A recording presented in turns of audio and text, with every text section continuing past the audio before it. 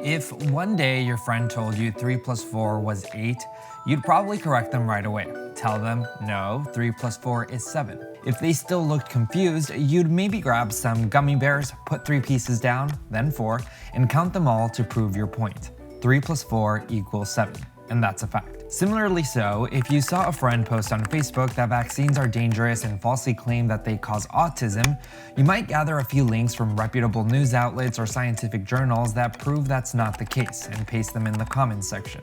Facts are the best tool you have to fight misinformation, right? Knowledge really isn't the full story. There's no battle you can win there. This is Ethan Lindenberger, and that's Matt Motta. Okay. Oh, audio and video stuff. Lindenberger became known nationwide in 2019 after he got vaccinated against his mother's wishes as a 17-year-old. The Ohio native went on to testify before a Senate committee about social media disinformation's role in the anti-vax movement. Approaching this issue with the concern of education and addressing misinformation properly can cause change, as it did for me. Motta is an assistant professor at Oklahoma State University who studied why anti-vaxxers hold the beliefs they do. So if links to well-researched studies aren't the best way to get to someone who is anti-vax, what is? There's no surefire way, but here are 4 tips that could serve as a good start. First, listen to them. People who believe that vaccines are dangerous are not malicious, but they're misinformed. And it's important to distinguish that because people often confuse the consequences of an action for the intent. And so the consequence of not vaccinating is you could die. So does that mean that people that are anti-vax want people to die? Is that the intent? And I would say no, because people like my mom are genuinely concerned for the health and safety of themselves and for their children. That's why it's important to know why the person you're talking to is distrusting of vaccines in the first place.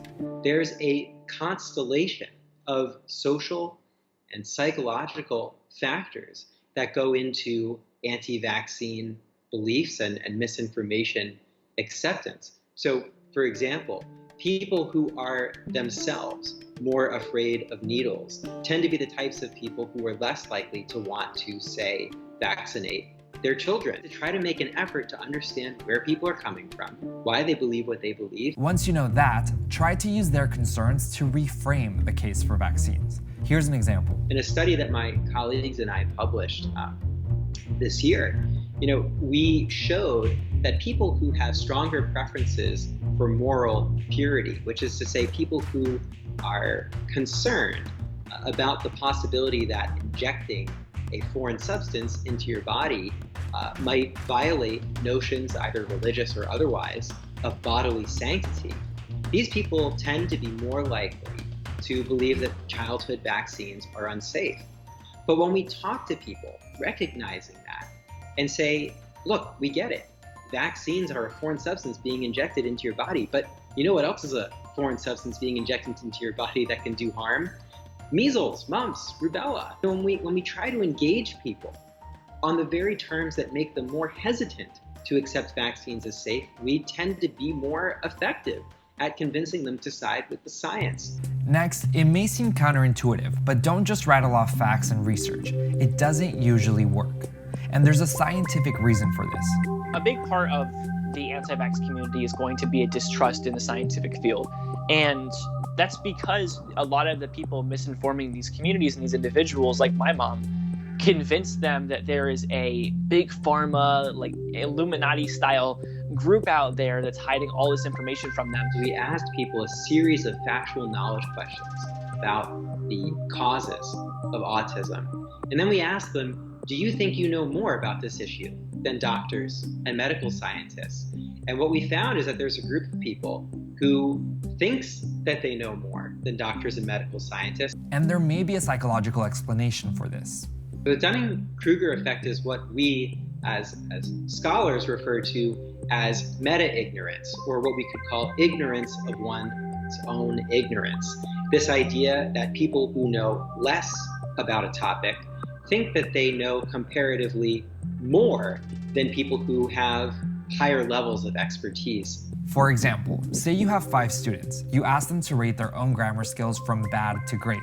Then you ask those same students to take an actual grammar test. Scientists have found that those who rated their understanding of grammar the highest actually tend to perform the worst on the grammar test. That's the Dunning-Kruger effect. And this effect applies to many subjects, including vaccines. And people who exhibit the Dunning-Kruger effect tend to be more likely to hold anti-vaccine views. This may help explain why in July, when I commented on a friend's baseless conspiracy theory touting Facebook post with a few links to well-sourced articles, I received this direct message from that friend. He said, "I deleted the links because I'd rather people be more on the lookout than in denial. I hope you understand." Finally, admit that scientists don't have the answers to everything. We have to be humble as scientists and researchers about the fact that we don't know everything about the causes of autism. Now, scientific studies have thoroughly confirmed that childhood vaccines like MMR do not cause autism. But we have to accept the fact that we don't necessarily know everything. These conversations will need to happen as we see more coronavirus vaccines developed.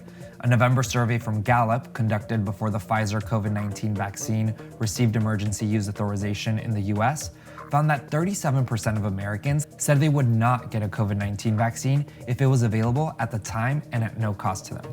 So if your sister or your relative or your parent is choosing not to make those decisions and choosing to not get immunized, I think that's a good place to start, is to say, hey, I love you, and what you do with your own body is your choice, and I will never tell you how you have to live your life, but other people are at risk, and I care about other people, and I want to make sure they're safe. So this baby or our grandparents or my girlfriend's mom who has cancer, there are people I know who are in those camps that could be very seriously endangered by someone's decision not to vaccinate. Hi everyone, Fernando Hurtado here. Thank you for checking out the NBCLX YouTube channel. For more videos, click here. And be sure to click the subscribe button right here and join the NBCLX community.